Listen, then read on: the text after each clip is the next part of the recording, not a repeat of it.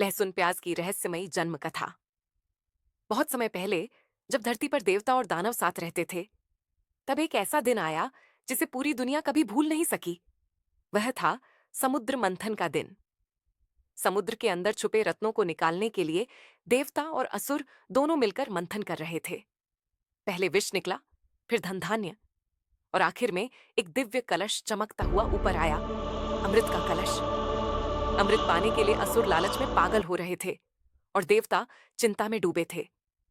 अगर असुर अमर हो जाते तो दुनिया में अराजकता फैल जाती। इसी बीच प्रकट हुई चांद जैसी सुंदरता वाली, मोहक चाल वाली मोहिनी। मोहिनी वास्तव में भगवान विष्णु का अवतार थी। उन्होंने अमृत मुस्कुराते हुए मैं कहा, बांटूंगी, अमृत पर मैं जिसे बांटूंगी, मैं दूं पर जिसे मैं दूं वही ले वही ले पाएगा। पाएगा। सभी देवता और असुर मंत्रमुग्ध होकर उसकी ओर देखने लगे। राहु का छल एक असुर था। राहु चतुर, धूर्त और बहुत ही लालची। उसने सोचा, अगर मैं देवताओं के बीच जाकर बैठ जाऊं तो मोहिनी मुझे अमृत दे देगी। वह भेष बदलकर देवताओं की कतार में चुपके से बैठ गया। मोहिनी पास आई और राहु को देखकर भी पहचान न पाई। अमृत की एक बूंद उसके होठों से लगी ही थी कि भगवान विष्णु की दृष्टि उस पर पड़ गई। क्षण भर में सुदर्शन चक्र आकाश में घूमता हुआ आया और राहु का सिर धड़ से अलग हो गया। लेकिन राहु अमृत छक चुका था, इसीलिए सिर अमर हो गया। जब राहु का धड़ गिरा, उसके कपड़े से अमृत की दो चमकती बूंदें टपकीं। एक गिरी धरती की सूखी मिट्टी पर, दूसरी गिरी एक नम अंधेरी जगह में। समय बीता। एक दिन दो पौधे उग आए, लेकिन ये साधारण पौधे नहीं थे। पहले पौधे में से निकली एक सफेद परतदार वस्तु, प्याज।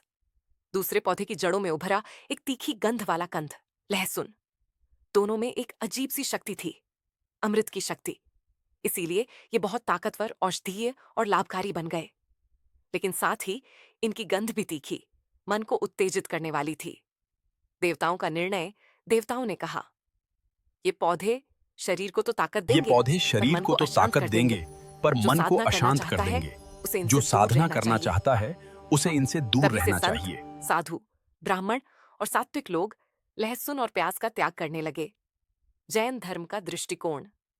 धरती के दूसरे भाग में जैन मुनियों ने देखा कि ये कंद मूल मिट्टी के अंदर उगते हैं। मिट्टी खोदने पर असंख्य कीट, सूक्ष्म जीव और मिट्टी में रहने वाले नन्हे जीवन सब नष्ट हो जाते हैं। अहिंसा का धर्म मानने वाले जैन मुनियों एक ने कहा, जिस चीज के लिए इतनी हिंसा होती हो उसे भोजन में शामिल नहीं करना चाहिए। तभी से जैन धर्म में भी लहसुन प्याज का त्याग कर दिया गया।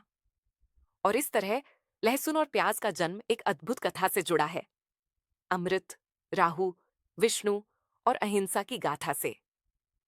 आज भी दुनिया भर में लोग इनके फायदे तो मानते हैं, लेकिन साधना और पवित्रता में इनसे दूरी रखते हैं।